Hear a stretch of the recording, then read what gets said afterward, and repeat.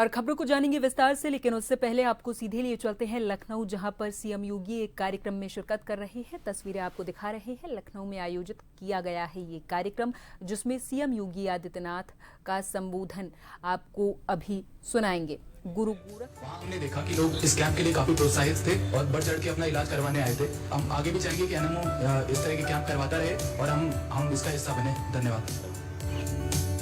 सभी को साधन नमन। मेरा नाम गौरव है। मुझे श्री गुरु गोरखनाथ सेवा यात्रा 5.4 में खंड निगासन के 2 गाँव बंदीपुर और चौगुर्दी में जाने का अवसर प्राप्त हुआ है। मेरा ये पहला अनुभव था और चौगुर्दी जाने का अनुभव बहुत ही अच्छा था। मैं उसे बताना चाहता हूँ। चौगुर्दी जो कि भारत और नेपाल सीमा से लगा हुआ गाँव है और ये मुख्य धारा से थोड़ा हटके आता है कि वहाँ जाना थोड़ा दुर्गम है। वहाँ पे जाने के लिए हमें 2 नदियाँ पार करनी पड़ती है और एक रेत चलता है, उसके क्षेत्र से निकलने के लिए ट्रैक्टर का इस्तेमाल करना पड़ता है। वहाँ के स्थानीय लोग भी इन्हीं माध्यम से वहाँ पे जाते हैं। वो चूँकि मुख्य धारा से कटा हुआ जाता है, तो वहाँ पे जो स्वास्थ्य सेवाएं हैं वो थोड़ी सी कमजोर है। तो जब हम वहाँ गए थे तो वहाँ की थाली जम जाती है, उससे जुड़े हुए लोग वहाँ पे आए थे।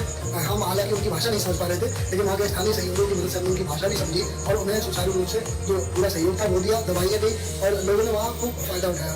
मैं चाहता हूँ कि ऐसी यात्राएं होती रहनी चाहिए और हम ऐसे ही समय की सरकारें उनका सुध भले ही न ले रही हो, लेकिन उन्होंने इस बात को कहा था कि हमारे लिए नानाजी देशमुख की संस्था दीनदयाल उपाध्याय शोध संस्थान के द्वारा, राष्ट्रीय स्वयंसेवक संघ के द्वारा, मां पाटेश्वरी मंदिर देवी पाटन के द्वारा और उससे जुड़ी हुई संस्थाओं के द्वारा उनके लिए कार्य किया जा रहा है। और हम लोग भारतीय हैं, पहले भारतीय हैं और हम भारत की आन मान और शान के विरुद्ध किसी भी प्रकार का कोई षड्यंत्र स्वीकार नहीं करेंगे।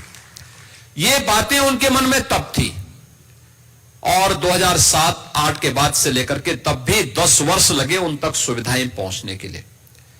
लेकिन ये यात्रा चलाना महाराजगंज से और दुर्गम रास्ते हैं, पूरा नेपाल का क्षेत्र है, नेपाल का तराई का क्षेत्र है और उस यात्रा के दौरान जगह जगह तमाम प्रकार की स्थितियों, जो लोग कभी लखनऊ से बाहर नहीं गए, बड़े बड़े महानगरों से बाहर नहीं गए,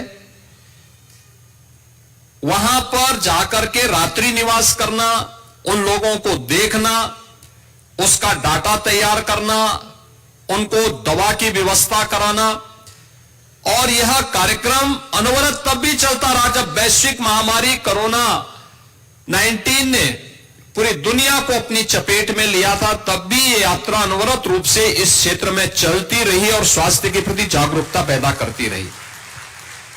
याद करिए, ये वही क्षेत्र है जिसमें इंसेफ्लाइटिस से हजारों मौतें होती थी। इंसेफ्लाइटिस का कारण 2 थे, एक गंदगी और दूसरा स्वास्थ्य के प्रति जागरूक न होना।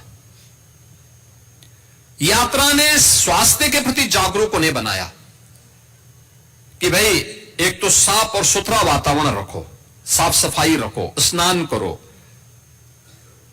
खान पान ठीक करो, बीमारी होती है उपचार करो।